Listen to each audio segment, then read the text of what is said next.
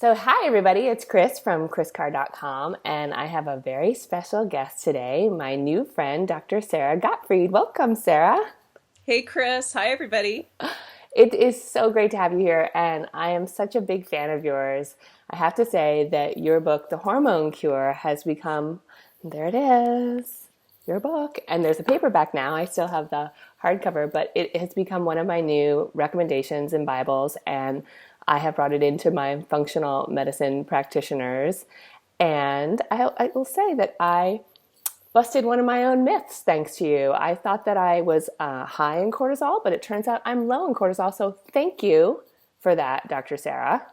I'm always happy to be of service. So thank you for that, Kris. And I'm a huge fan. Let me just get that out of the way. I've been a huge fan for years. Mwah. Mwah. So for you guys out there who might not know about Dr. Sara, I think that's probably hard at this point because you're such a superstar, but sometimes I'm certainly last to the party. Let me just tell y'all a little bit about her before we dive into this interview. She is a Harvard-educated physician, a board-certified gynecologist, a speaker, a yoga teacher. Isn't that nice when it all comes together? I say those really big educational, words, and then I say she's a yoga teacher. What? She's a mom of two daughters and the author of this unbelievable book, The Hormone Cure, as I said.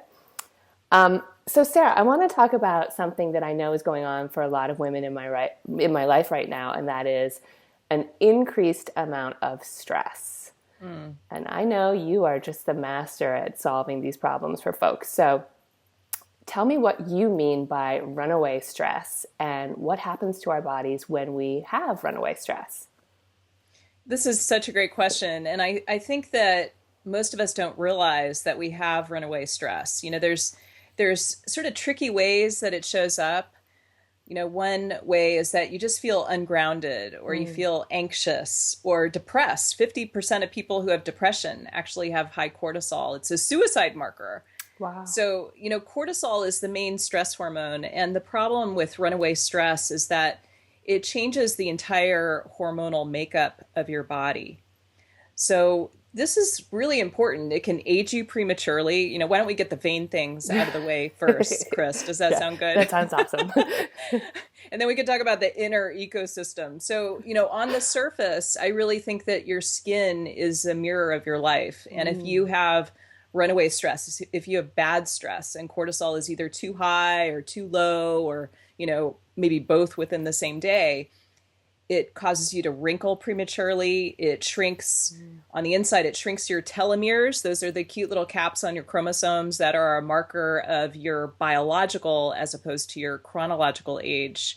And it robs you of, the mood and metabolism that you most deserve. So if you don't want to be fat and cranky, you got to make sure that you don't have runaway stress.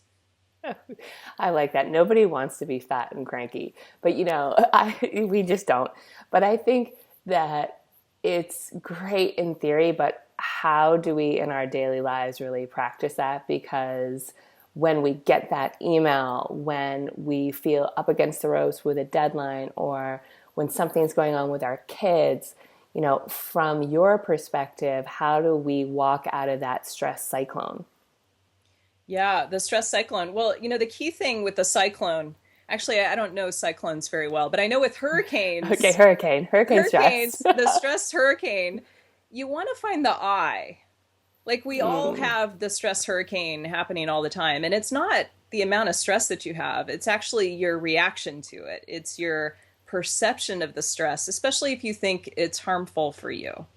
So I think the key part when you're up against the wall and you have, stress come in from multiple different places is to really understand your response to it. And there's a lot of ways to do that. But I think it really starts with measuring, and you can measure it with questionnaires. You can look at symptoms. You can also measure blood tests. You can measure those cute little telomeres. It's not expensive to do that.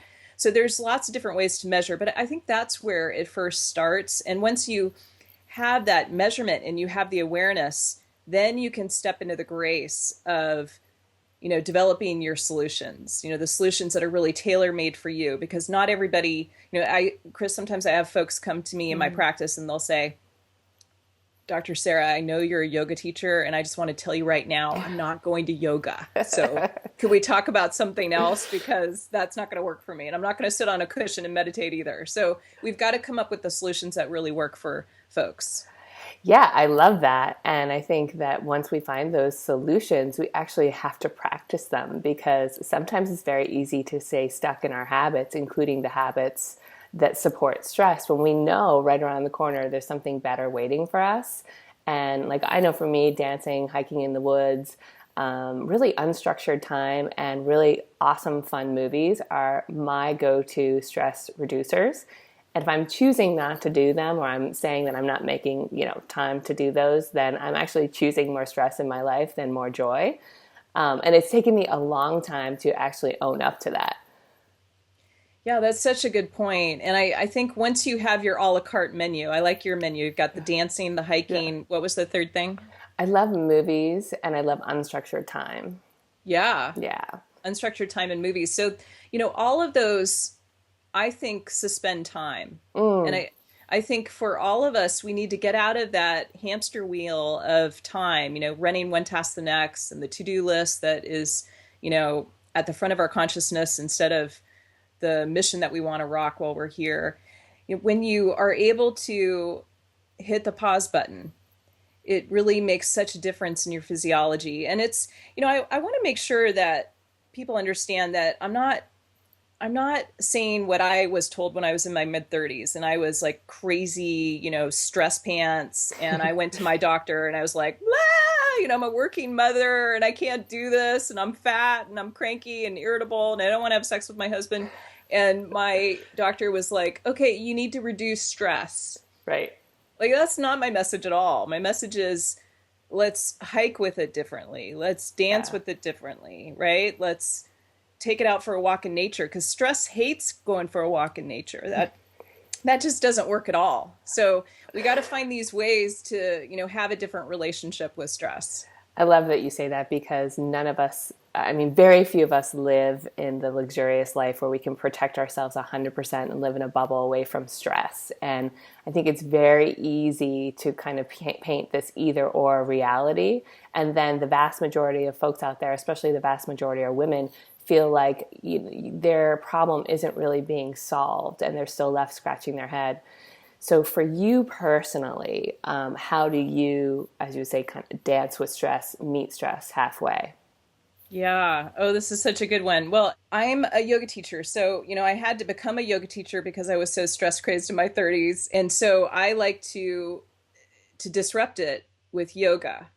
And sometimes it's as simple as a sacral release, like a one yoga pose that I'll do in the morning. And the days where I could go to those lovely 90-minute classes, like those days are pretty much over. So I don't do that anymore.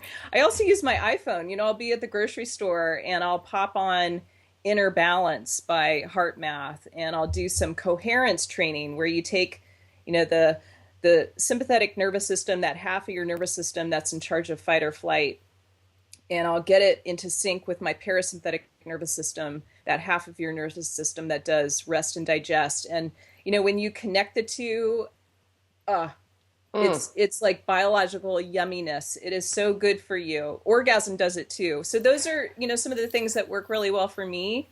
Let's go to my favorite subject, the link between cortisol and all the bad crap that could go on in your life. Oh, yes. Well, this list is long. I'll give you a few headlines and you can tell me where you want to dive deeper. You got it. So I mentioned, that when cortisol is like a runaway train, you can get fat and cranky. So why don't we start first with fat?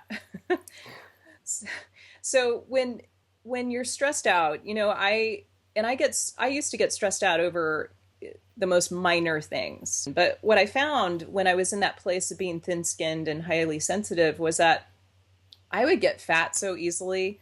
I would go into survival mode. And when you're in survival mode and cortisol is, like either really high or you're at more the burnout phase where it's low, then what happens is you're storing fat. So your body is, it's kind of like if you imagine an Irish potato farmer who has a famine upon them, They don't know where their next meal is going to come from. So you store fat like crazy, and especially where you can pick it up fast, which is right here at your belly. And that's not such a good thing. It's fat that is not just at your waistline. It's also around your liver and in your liver. It's around your organs. And it's a special kind of bad fat that is metabolically active and working against you, right, including shrinking the telomeres. So that's not good. None of us want to be fat. We want to get lean. In fact, we know that longevity, I mentioned how telomeres can track your longevity. When it comes to longevity, you want to be either maintaining your lean body mass or making it better as you get older. That happens to be one of my goals. I want to look totally hot when I'm in my late 90s. What do you think, Kris? You want to look totally hot? I think that's a good idea. I like that plan. Yeah, green juice. Yeah. Keep the cortisol in check. Exactly. Right? So, yeah. So what else? So number one, you're going to get fat. Number two, it robs you of those happy brain chemicals. So I was making the joke about dopamine, which is responsible for pleasure and satisfaction. Addict brains tend to be really focused on dopamine. And I happen to be, one of those addict brains. If something is worth doing, it's worth overdoing. And also serotonin. So serotonin is, or I like to call it Dr. Serotonin. That's what my assistant calls it. So serotonin is in charge of your mood and your sleep and your appetite. And it's not like all these brain chemicals are created equal. Like serotonin is the gatekeeper. You really want to love up your serotonin. It's very important. And when you have runaway stress, when you have high cortisol or low cortisol, it affects the levels of these happy brain chemicals. So that affects your mood, anxiety, depression, ADD, memory issues. Those are some of the things that happen. In fact, we know for people who have high cortisol, it can shrink your hippocampus. Mostly, I just wanted to say hippocampus with you, Kris. It's a sexy word, hippocampus. It's such a sexy word. It's really for after hours, but since you went there, here we are. Wait, it's cocktail hour somewhere. I thought I could bring in hippocampus. So your hippocampus, it's in charge of your emotional regulation and memory consolidation. And if you are shrinking that puppy in your brain with high cortisol, you're going to walk into a room and just be like, why did I come in here again? I can't remember. And you're not going to be able to emotionally regulate. And oh my gosh, aren't relationships the most important thing on the planet? Yeah. We need our hippocampus to have strong, supportive relationships. So those are a few of the things. I could go on and on about, what happens with when cortisol goes bad. So let me ask you a question, because I bet a lot of people out there listening to this would probably wonder, well, how do I know if mine is high or low, or, where I stand? What would you suggest? Well, I want to give a range of options here, ranging from absolutely free to very expensive. Very expensive. Some of the tests that you can do. And free would be that you do a symptom questionnaire. And I have a free one on my website. I'm happy to give the URL for that. You can also, if you get my book on page 24 through 31, you can take my questionnaire that I've been using in my practice for 20 years to identify problems with high cortisol, low cortisol, and kind of anything in between. So those are some of the suggestions in terms of measuring. You can also do a blood test. And I'm a big fan. I practice functional medicine, as you know, Kris, and I like to do blood work first because it's the universal language of mainstream medicine. Now, that's a separate conversation, how I want to completely change mainstream medicine and bring them our way. But I like to start with blood tests because most mainstream doctors don't really buy the whole cortisol issue and adrenal dysregulation, even though there's thousands and thousands of studies showing that there's a link to cancer and to diabetes and metabolic syndrome and all these other issues. Now, what about saliva or urine or anything like that? Yeah, so I say by any means necessary. And so I like to start with the blood test because I think it's a good screening test and it's got this universality with other doctors that I like. And then if you haven't detected a problem or if you want to go further, I'm a big fan of saliva testing. And the most common is to do what's called a 4-point test. The fancy word is diurnal. Yes. diurnal. Yes. And that's where you check when you first get up in the morning, your saliva for cortisol, before lunch, before dinner, and before you go to bed. You know, what happens with cortisol is you want to be high in the morning, not too high, not too low. You want to be at a certain level. And then you have like this lovely downhill ski slope that you want over the course of the day. And if you don't have that slope, if you're flat, for instance, which is one of the things we see in folks who suffer with cancer, if you don't have that slope, it can be worse than smoking for your health. Wow. So you really want to pay attention to this. Another thing you can do is you can measure cortisol in your hair. How about that? It's a bit of an average, so it's harder to, you know, kind of see the slope. Yeah. And then you can also measure it in your urine. Well, the reason why I brought that up is because I think that I was calling them quizzes, but the forums in your book that you can go through to really figure out what's going on with you are so, so useful. And I've been a patient in functional medicine for a long time, and sometimes I feel like I know as much as some of the doctors that I've worked with, just because when you're up against the ropes, you tend to get very passionate and learn everything you want to know or need to know about your particular situation. And it wasn't until I took one of your, I filled out one of your questionnaires that I was like, wait a minute, this is all off, because my blood test, and I share this with everybody because I think it might be common, and Sara will tell us in a moment, my blood test was fine. So then I did the 4-point test, and that's when I learned that my cortisol was way too low in the morning. And just taking some licorice first thing in the morning, you know, with a really large glass of water before I go on to my warm water with lemon, I could see such a difference in my overall day, and it was that simple. And until then, I had licorice, but I was taking other things, and I thought, this probably isn't the most important thing on my list. And I just relegated it off to the side because sometimes I take a lot of supplements. Well, it turned out to be the difference between being exhausted throughout the day or being like a regular human. So that's why I brought up the saliva test. And my question is, with some, like, for example, with the blood test, is it common that sometimes it can come back and everything looks fine, but it really isn't still? Absolutely. Absolutely. There's so many nuggets in what you just described, and I want to like unravel a couple of them. And I'm going to come back to this point about the blood test and how it's not the best screening test, especially if you really think that there's an issue. So I wanted to say first that I totally believe that you are your best doctor, you know, especially when you've had a wake up call, as you have had, Kris. I think it just allows you to step into that, that place of, you know, kind of divine investigation that is very hard to find in a clinician. And if you find it, oh my gosh, hang on to that person. Yeah, you know, exactly. you want to create a partnership. And I think that is so crucial.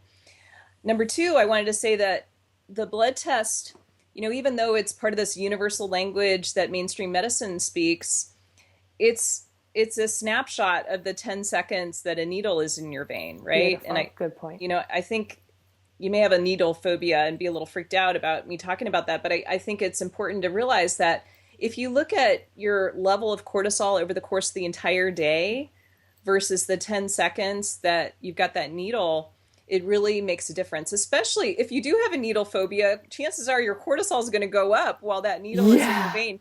And if you're low in cortisol and they're sticking you with the needle, maybe they stuck you 3 times and your cortisol is like, ah! You're not going to measure that it was low, right? So true. So I think it's important not just to do multiple tests, but also to integrate them with the symptoms. And I appreciate you bringing up the quizzes and the questionnaires, because most physicians who've been practicing for a while or other types of practitioners realize that you want to integrate the clinical story with the laboratory tests. You never want to treat one in isolation. You want to find the bridge between them. And I would always say that symptoms trump the laboratory tests. Now, when it comes to those lab tests, I'll get a little bit more detailed, because when I did my first cortisol test, my primary care physician got the result, and she basically was like, oh, your cortisol's fine. There's no problem here.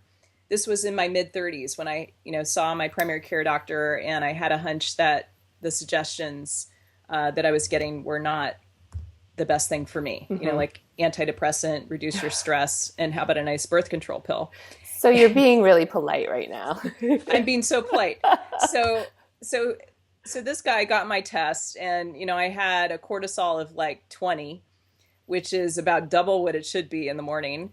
And he said, "Oh, you're fine. You're totally normal." Wow. So he was using that 95% bell curve for, the US population, which is more stressed out than ever before in the history of the world. And I don't want to be like 95% of the population. Like, I want to be in this optimal range, which tends to be in the morning, like with an 8 a.m. lab draw between about 10 and 15. And then I had other blood draws. I repeated it, of course, because I didn't believe him. And then I was at 30. So I was about triple where I should have been. Wow. And that was the key to all of my other hormone problems. It's not just that, I want people to manage their cortisol. It's that when you manage your cortisol and you change that dance, that hike with stress, it helps all your other hormones, because cortisol is the boss man. And it's in charge of how much estrogen and progesterone and testosterone and thyroid hormone you're making. And you got to unlock the cortisol first. Such a beautiful way to put it, and it's so easy, and it makes people like me who love very specific tasks and action items go, oh yeah, I've got something very clear to focus on. So I know a lot of other people out there are probably going to get very excited as well. I don't know if we covered this or not, but if there was one public enemy out there, one thing that we should be very aware of, what would it be? Well, I think I have a three-way tie, but I'm going to say food. I'm going to say food, and how, our food has been completely hijacked. Mm-hmm. And most of us don't realize that big food is really manipulating us, with the salt, sugar, fat bombs that they drop on us. And unless you're super conscious about the way that you're eating, chances are the food is creating this frat party in your body, and we don't want that. Mm-hmm, mm-hmm, mm-hmm. So I would say big food, and I was going to say big chemistry and endocrine disruptors, but I think I'm going to save that for another time with you, Kris. Okay, I look forward to that other time. We might have an ongoing date here, you and I, in the world. Mm-hmm. Right on. Well, I love talking about food, so let's dive into that, and let's talk about what foods reduce stress in the body. Oh, yes. So I'm going to take a big breath here, because this is such a fun conversation. So number one, I would say green. Like green. It alkalizes, it just like soothes your food soul in a way that nothing else does. I mean, I think any diet that you go on, they all have this common theme of eat more non-starchy vegetables. So that would be number one. It's so good for you. It's just really soothing for your gut microbiome. Mm-hmm. And honestly, I wonder if you agree with this. I think the next 10 to 20 years of medicine is all going to be about the gut microbiome, the collection of bacteria that you have in your gut, which outnumbers human cells 10 to 1. Like, they're very important. So that's number one. And then number two, chocolate. Oh, you got people really excited now. Go, girl. What's going on with chocolate? Oh my gosh. So this may be my favorite study ever on cortisol. There was a study, it was funded by Hershey's, and I have a problem with that, but whatever. They found in a randomized trial, so this is the best evidence that you can possibly get, that 1 or 2 squares of extra dark chocolate a day lowers your cortisol level. And if you are a low cortisol person, it helps to rebalance cortisol. It just, creates that harmony in the body that we want when your adrenals are dysregulated. So dark chocolate, I'm talking about the extra dark chocolate, my friend. So, the cacao nibs, I happen to like, 80% or higher in terms of the percentage cacao. I'd love to hear any comments you have about extra dark chocolate. Yeah, Kris. I would absolutely agree with you, and especially making the difference, the distinction between dark chocolate and milk chocolate, because I think that dark chocolate can have so many beneficial properties, including, correct me if I'm wrong, magnesium, theobromine, like really good stuff for you. But milk chocolate we want to avoid, certainly because of the inflammation. And it also, I from my perspective, it tends to be a lot sweeter. So when we're looking at inflammation specifically, the more we can reduce the amount of processed sugar, for example. Most people know that at this point, but sometimes you can forget where it's hidden. Would you agree with that? Oh, I totally agree. I totally agree. And I think you're right about the magnesium. Most of us are magnesium deficient, and we need to, make sure that we're getting magnesium from food sources whenever possible. Some of us need to take a supplement like me. Me too. So number one, greens. Number two, the extra dark chocolate. And then number three, omega-3s. You got to make sure you're getting omega-3s from your food plan. I also take a supplement because I have a tendency toward inflammation, and you can get your omega-3s in a lot of different places. I just was, I don't think it's in season quite yet here in the Bay Area, but there's this green called purslane that I really love. And it is the richest source of omega-3 in a plant. Wow, I didn't know that. That's awesome. I was trying to rock a few truth bombs for you, Kris. So I was digging deep to come up with a couple for you. Let me ask you a question, because I know a lot of our readers and our viewers out there who listen to me are vegan, and sometimes they can feel kind of left out when it comes to the supplementation recommendations, especially when, one of the biggest recommendations is fish oil, and some people might not be open to taking fish oil, but they need supplementation. I do my best to try to put walnuts in as much of my food as I possibly can, because if I'm not careful, I can definitely get low. Is there a supplement that you like, that you would recommend for vegans?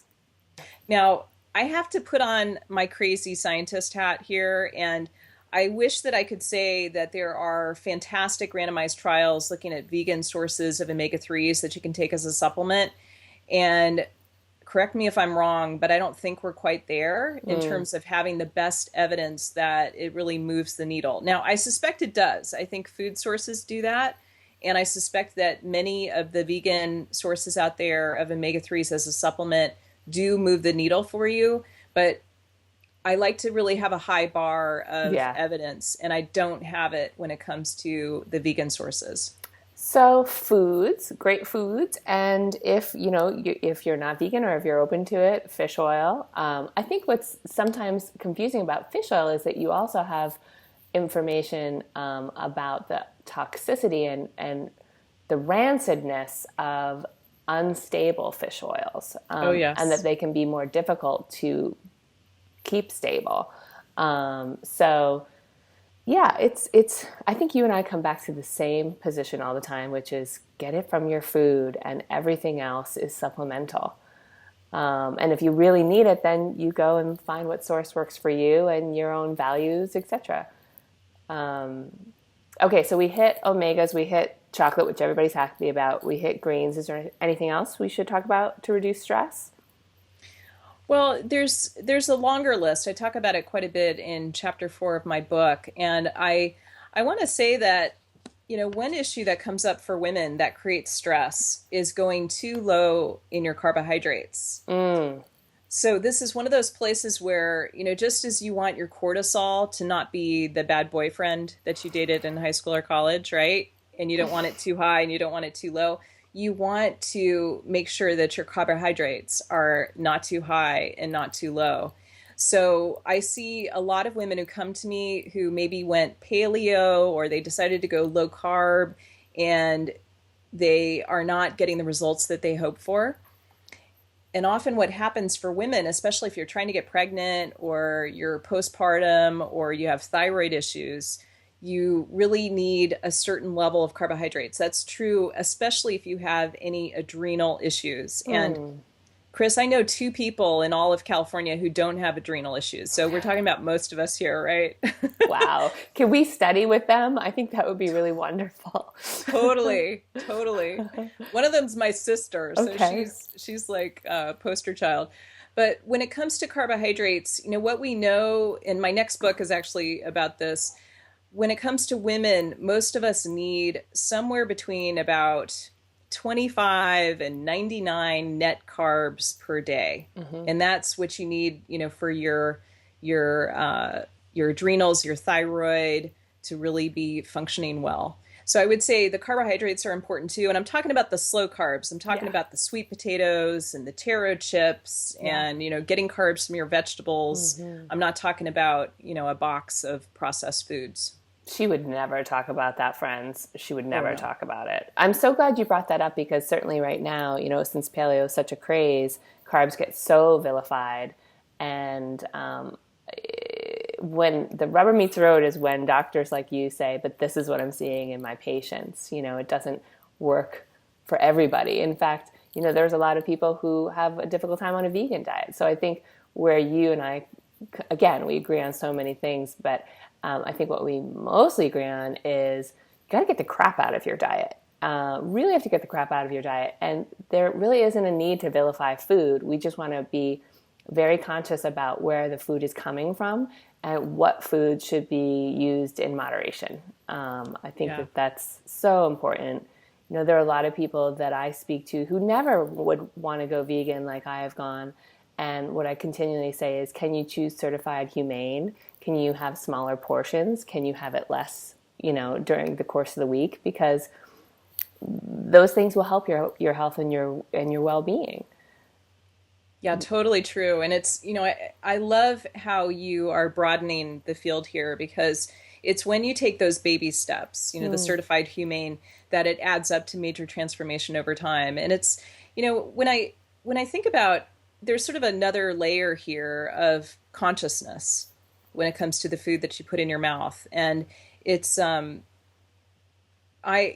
look through hormone glasses. Should I put my hormone glasses on? They're very smart. They're smart hormone glasses.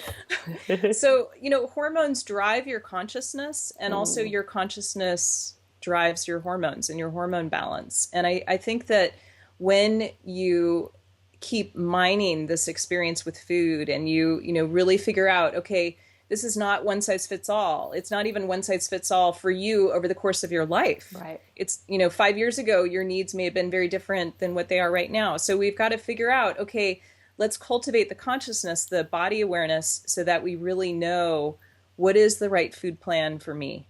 So good. Okay, let me move on to my last question because I could go on. So for the green juice drinking yoga mama in our audience who is rocking some of these tips already, what's she not thinking about or addressing? What's she missing? Yeah. Well, I love this question because it kind of takes us to the next level or next few levels. And, beyond that point about measuring, because, what you measure improves. And then the corollary is that if you're not measuring something, if you're not aware of something, you can't change it. You can't change it for the better. So measuring, I think, is so important. Once you measure, I'm a big fan of building out a dashboard. So I'm picturing like a really nice kind of blinged out dashboard here for the yoga mama who's drinking the green juice, where just like you have a dashboard on your computer or you have a dashboard, that a pilot uses in an airplane, I want our listeners to build out that dashboard. Now, for me, I got to track the cortisol because I'm like cortisol junkie and I need to be mindful of how cortisol can kind of take over. So I track it on my dashboard about once a quarter. I also track inflammation, and everybody has a different way of doing that. Homocysteine, for instance, doesn't measure it in my body, neither does C-reactive protein. So I have to track some other things in my dashboard. So I would say building out this dashboard is number one. And then number two, ritualize. Now, you were talking earlier about how unstructured time is really important for you. And I do think that that's crucial, especially for connecting to our higher feminine and our higher masculine. I'm going to go Berkeley woo-woo on you here for a moment. But there's a ritualizing that I think is very important because I need a reminder on almost a daily basis. When I get up in the morning and I do 5 minutes of yoga, instead of checking my email inbox, like that allows me to ritualize this awareness that I really need to bring to my biology, my DNA each day. So those are a few suggestions for our green juice drinking yoga mama who's wondering what to do next. Those are wonderful. They really take it to the next level. And sometimes the next level is actually just going deeper. It's not even higher. It's just deeper and getting more intuitive and more in touch with what you really need to be mindful of, because, you know, your body is giving you messages all the time, right? And oftentimes we just aren't sharp enough or in tune enough or open enough or quiet enough to actually go, oh, wait, hold on. I just heard that. Ah, gotcha. All right. Let me see what happens if I start to do that for you on a regular basis. Oh, that is magic for your DNA. When you have that level of, you know, not taking a symptom, you know, say you're not sleeping well and you decide, okay, I'm going to get a sleeping pill. I'm just going to medicate this away. When you do that, instead of doing what your body most needs, which is to take that message and decode it, and, you know, go deeper with it and sort of say, okay, is that it? Like, do I need to go further? Do I have some fears that are coming up around this symptom? Like, what's getting in the way? What's kind of the swamp that I'm in around this? Right. Like, that really is what creates the grace that we were talking about when it comes to your biology. You're such a wealth of information and such a beautiful soul and funny and sexy and fabulous. And I'm so glad that you're out doing this work and you're in my life. So thank you for this. Thank you, Kris. Right back to you. I adore what you're doing for the planet. Thank you. So before we go, I want you to just share any information, new stuff that's going on for you, talk about your website, anything that our viewers might need to know.